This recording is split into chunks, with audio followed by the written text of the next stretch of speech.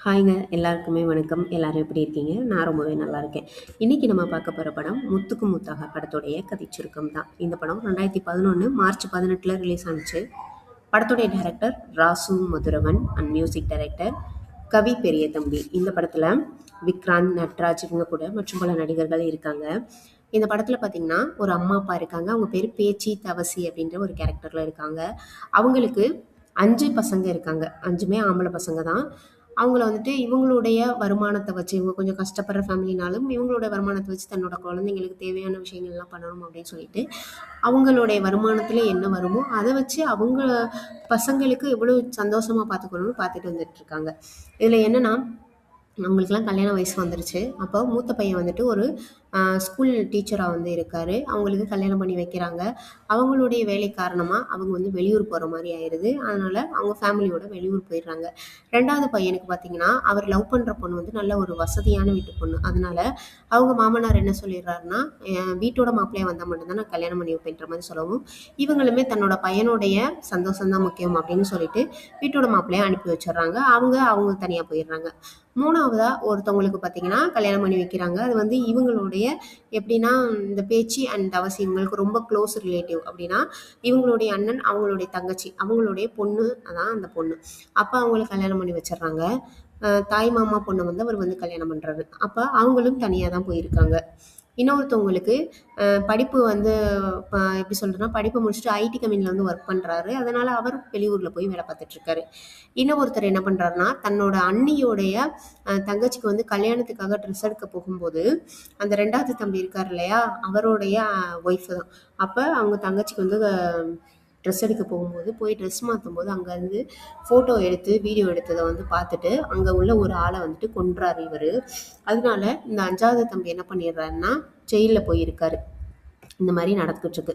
அப்போ இந்த அம்மா, அப்பா வந்து பார்த்துக்கிறதுக்கு யாருமே கிடையாது. இவங்க தனியா தான் இருக்காங்க. அப்போ இவங்களுக்கு வந்து ஆஸ்துமா வேற இருக்கு. இந்த அம்மாவுக்கு பேச்சிங்கிற அம்மாவுக்கு வந்துட்டு ஆஸ்துமா இருக்கு. அதனால என்ன பண்றாங்கன்னா, தனியா இருக்கமுடியல, சரி நம்ம பிள்ளைங்கள போய் ஒருத்தவங்களா பார்த்துட்டு வரலாம் அப்படின்னு சொல்லிட்டு, ஒருத்தவங்க வீட்டுக்கு போறாங்க. அப்போ இந்த டீச்சரா ஒர்க் பண்றாரு இல்லையா? அவங்க வீட்டுக்கு போயிருக்கும்போது, அவங்க வந்து என்னன்னா, அந்த மருமகள் வந்துட்டு அவங்களுடைய அம்மா, அப்பா வீட்டுக்கு தான் செய்யணுங்கிறதுல தான் அந்த அம்மா வந்துட்டு குறியா இருக்காங்களே தவிர, தன்னோட மாமியார், மாமனார பார்க்கணும் அப்படின்னு அவங்க தோணல.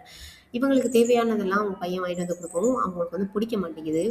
திட்டி அனுப்பி விட்டுறாங்க. அதோட இவங்க என்ன பண்றாங்கன்னா, வேற வீட்டுக்கு போறாங்க. போகும்போது அந்த குழந்தைய கொஞ்சும்போது, அவங்களோட பேரன் பேத்திங்கலாம் இருப்பாங்க இல்லையா? கொஞ்சும்போது இவங்ககிட்ட இருக்கிற ஆஸ்துமா வந்து வந்துரும் அவங்களுக்கும் அப்படின்னு சொல்லிட்டு புள்ளைய தூக்கிட்டு அந்த அம்மா போயிருது. அப்ப அங்கேயும் நிராகரிக்கப்படுறாங்க. அப்ப என்னன்னு சொல்லிடுறாங்கன்னா, வயசான காலத்துல ஒரு இடத்துல கடந்து கிடக்கலாம். இல்லன்னா சாக வேண்டியது தானே. எதுக்கு வீடு விட அப்படி சோத்துக்கு திரியிறீங்கன்ற மாரி, ஒரு மாரி ஹார்டா பேசிடுறாங்க அந்த மருமக. அதோட என்ன பண்றாங்கன்னா, வீட்டுக்கு வர்றாங்க. வந்தவங்க அ அரளி விதைய அரைச்சு, மட்டன் குழம்பு வச்சு, அதில ஊத்தி 2 பேருமா சாப்பிடுறாங்க. அதில விஷம் கலந்திருக்குன்னு தெரிஞ்சுமே, அந்த ஐயா வந்துட்டு அத மறுக்கல. தவசி ஐயா வந்து சாப்பிட்றாரு. அப்போ இதுவரைக்கும் என்னை கல்யாணம் பண்ணதுலேருந்து நீ வந்து சந்தோஷமா இருந்திருக்கியா? நான் உன்னைய நல்லா வச்சிருந்திருக்கேனா? அப்படின்ற மாரி அவர் வந்து கேட்குறாரு. அப்போ அந்த அம்மாவுக்கு தெரிஞ்சிருது, நம்ம விஷம் கலந்தது அவருக்கு தெரிஞ்சிருச்சு அப்படின்னு. அப்போ என்னன்னா, அம்மா, அப்பா மேல ரொம்பவே அன்பு கொண்ட 5 அண்ணன் தம்பிங்களுமே, அப்பா, அம்மாவ பார்க்கணும் அப்படின்னு சொல்லிட்டு வீட்லருந்து எல்லா எதிர்ப்பையும் தவிர்த்து வர்றாங்க. வந்து பார்க்கணுன்னு. அந்த ஜெயிலுக்கு போன தம்பியும் ரிலீஸ் ஆயிடுறாரு. அ வேலைக்கு தொழில்நுட்ப வேலை பார்க்குறாரு இல்லையா? ஐடி ஒர்க்கு அவரும் வந்துடுறாரு. 5 பேரும் சேர்ந்து வரும்போது, அந்த ஒருத்தர கொலை பண்ணிட்டு ஜெயிலுக்கு போனார் இல்லையா? அதனால அந்த கொலை பண்ணவருடைய அண்ணன், அதாவது கொல்லப்பட்டவருடைய அண்ணன் இருக்காரு இல்லையா? அவர் வந்து இவங்க கிட்ட சண்டை போட வரும்போது, இவங்க உண்மைய சொல்றாங்க. இந்த மாரி நடந்ததுனால மட்டும் தான் கொல்ற மாரி ஆயிருச்சு அப்படின்னு. உடனே தன்னோட தம்பியுடைய அந்த பெண்கள் மேல இருக்கக்கூடிய அந்த கேவலமான ஒரு பார்வை, அது வந்து அவங்களுக்கு தெரிஞ்சிருது.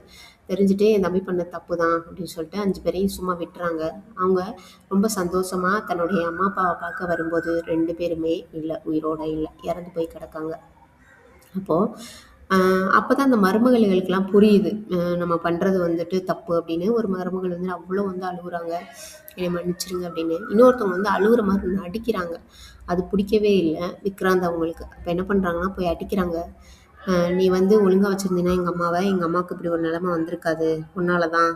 எல்லாரும் இப்படி பண்ணிட்டீங்களே அப்படின்னு சொல்லி அடிக்கிறாரு. அப்பதான் ஒருத்தர் சொல்கிறாரு, நீங்களாம் நல்லா இருக்கணும், உங்கள் பொண்டாட்டிங்களோட நீங்கள் வந்து நல்லா இருக்கணும்னு சொல்லிட்டு தான் உங்கள் அம்மா அப்பா இறந்து போயிருக்காங்க, அவங்களால யாருக்கும் எந்த பிரச்சனையும் வர வேணான்னு, அதனால் தயவு செஞ்சு அடிச்சுக்கிறாதீங்க அப்படின்னு சொல்கிறாங்க. அங்கே ஐடி ஒர்க் பண்ணவரும் ஒரு பொண்ணை வந்து லவ் பண்ணியிருப்பாரு. ஸோ அவங்களுக்கு கல்யாணம் பண்ணி வைக்கிறதோட இந்த படக்கதை வந்து முடிஞ்சிருக்கு. இந்த படத்துலேருந்து நம்மளுக்கு தெரிய வேண்டிய விஷயம் என்னென்னா, நம்ம வந்துட்டு எப்படின்னா நம்மளோட அம்மா அப்பாவை மட்டும் ஒரு உயிராகவும் ஒரு மனிதர்களாகவும் பார்க்குற நம்மளுடைய மாமியார் மாமனாரை ஏன் அப்படி பார்க்கறதில்ல?